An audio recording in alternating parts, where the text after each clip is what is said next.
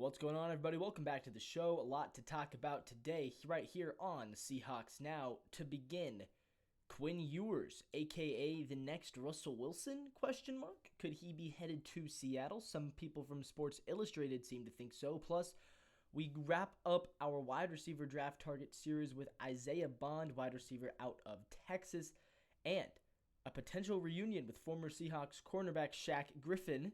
There are meetings happening today. We'll discuss all of that and more right here today on Seahawks Now. So if you don't want to miss anything, make sure you hit that subscribe button down below.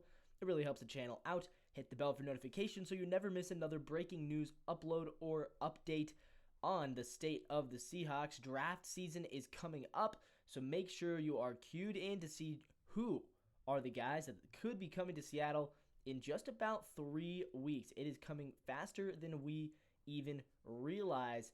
That is what is going on, you guys. My name is Levi, and let's jump into it. So, Quinn Ewers, a.k.a. the next Russell Wilson. That's what is according to Seahawks on SI. The Seahawks could take a risk on a quarterback, so it is considered a risk, I guess. I don't know. NFL.com writer Chad Reuter believes that Quinn Ewers is an ideal pick for the Seahawks in the second round. He says that because of his physical traits, he could actually see them moving up to draft him. He thinks that could Quinn Ewers, this is what he writes, could Quinn Ewers be this era's Russell Wilson to Sam Darnold's Matt Flynn? So he's comparing Darnold to Flynn as, the veteran fringe guy who gets brought into Seattle. Meanwhile, they're saying Ewers would be like Russell Wilson, who is like the rookie who comes in and takes over the reign from the guy they just signed. And that is exactly what happened with Russell Wilson and Matt Flynn. Of course, I do think that Sam Darnold is a little bit of a better player than Matt Flynn. I mean, at the time when Matt Flynn came to Seattle, I believe he had only started a handful of games. Pulling up his stats right now because I'm actually curious. Yeah, before when he came to Seattle, Matt Flynn had only started 2 games. He was 1-1 in his career. And then he signed with the Seahawks. So that was a lot more of a kind of a quarterback competition. Matt Flynn, who was a 7th round pick. So I'm not exactly sure even, why did the Seahawks, why were they so interested in Matt Flynn that they, brought him in? Yeah, that's kind of, that doesn't really make much sense to me looking back. And I was barely alive at that point. Sam Darnold, obviously, much different. He's a first-round pick. He's being paid $33 million. And he also has actually had real success in this league. Last year, he was a top 5 quarterback by most statistical measurements. He went 14-3, made the playoffs. So he has a much better resume than Matt Flynn ever did. But I do understand the comparison saying, the Seahawks brought in a fringe backup to, they said he was going to be the starter, and then all of a sudden they replace him with Russ. They could do the same sort of bait and switch with Quinn Ewers. I do see why they say he could be the new Russell Wilson because he's a bit of on the smaller side. Personally, I don't see the deep ball in Quinn Ewers the way that I ever saw it in Russell Wilson. And I also don't see that escapability. I don't see the ability that Russ always had, which was to get away from the opposing defense. I don't see that necessarily out of Quinn Ewers either. So I'm not exactly sure if I agree with this comparison, but I do see why they are making it.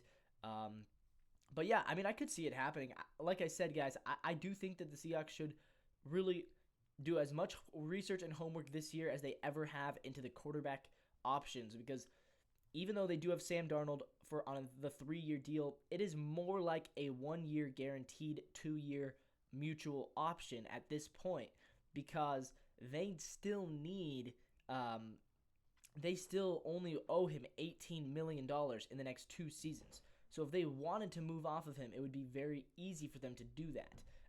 And I think, they obviously they easily could move off of him if that's the direction they decide to go. So I would say, because the nature of that contract is more of a 1-year deal with 2 years, kind of, they could keep him or cut him and save the money anyways.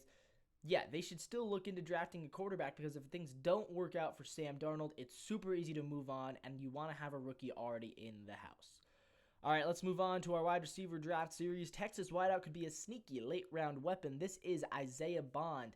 I say sneaky because you look at the stats and it's like, well, he didn't do very much. 540 yards, 34 receptions, 5 touchdowns, 15.9 yards per reception. That's the one that really stands out. And 41.5 yards per game. So you're looking at the yards per reception. That is kind of where I am most enticed, I guess. He also has really, really good speed. He ran a 40-yard dash in 4.39 seconds. His 10-yard split, 1.51 seconds. He has an athleticism score of 77, according to NFL Next Gen Stats, production score of 65, and a total score of 75. His prospect grade, 6.3, which means he will eventually be a plus starter. So even though he didn't necessarily have the big production, he was never a high-volume guy, they're saying he's going to be a plus starter. He's 5'11", 180 pounds, 30.5-inch arms, 8.5-inch hands. He's a junior out of Georgia, but he goes to Texas. He was at Texas last year. My thoughts on Isaiah Bond at 007 from Texas. Isn't that a good one? Because James Bond, obviously, if you get the pun. Here's the overview from Lance Zierlein. Jalen Waddle is the NFL comparison. He says he's fluid, fast, and untapped. That is the key. He's untapped, right? Because, again, we haven't seen the high-volume numbers, but they think that he can. He was the decoy for the betterment of Texas's offense, but clearly has the talent to take on a more focused and productive role. Capable route runner, good hands, can play wide or from the slot.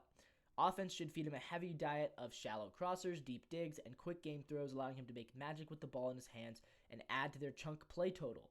He's tough, but can struggle on combat catches. His strengths: high school state sprint champ with elite top-end speed. He factors on all 3 levels, able to eat into cushion almost immediately off the snap, draws attention to clear out coverage for teammates, hips and agility, natural hands, willingness to catch in traffic, running back's elusiveness in the open field, and an instant acceleration in his change of direction. His weaknesses: he only caught 99 passes over the past 3 seasons, so he's averaging only 33 receptions per year.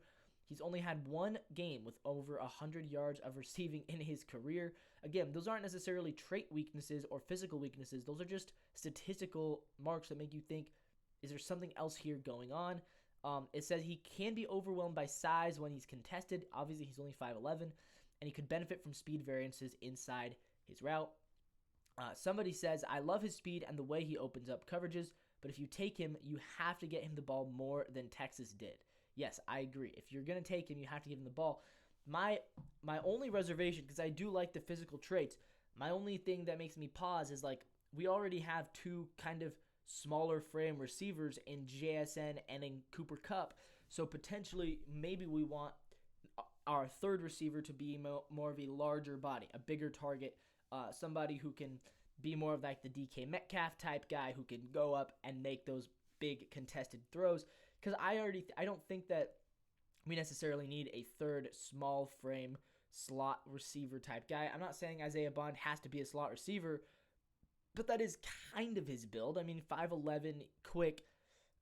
He's either an outside deep guy or he's an inside slot guy, but he's not going to be the DK Metcalf reaching up over the top to make those big catches, so you got to keep that in mind. All right, guys, finally, Shaq Griffin, former Seahawks cornerback, apparently was meeting with the Seahawks today. Not apparently, reportedly was meeting with the Seahawks today. Former top draft pick for the Seahawks. And it's reported that the former Viking is meeting with the Seahawks today. Former Pro Bowler.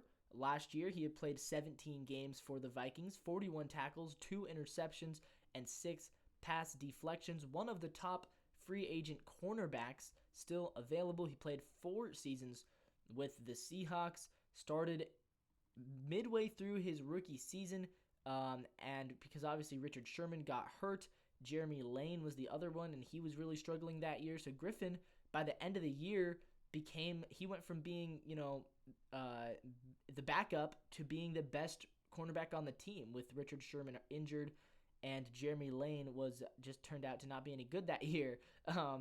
During his time in Seattle, Griffin recorded 249 tackles, 48 passes defensed, and 6 interceptions. After he left the Seahawks, he went to Jacksonville. He signed a 3-year, $40 million contract, but he ended up really struggling, and he was released after 2 years. Then in 2023, he played for the Texans and the Panthers. And then last year, he ended up with the Minnesota Vikings, with kind of a career turnaround for him. He played in every game for the first time since 2018, so he had really struggled with injuries and struggled with staying on the field. He also notched 2 interceptions. He's only 29 years old. Is he really a starter? I'm not sure.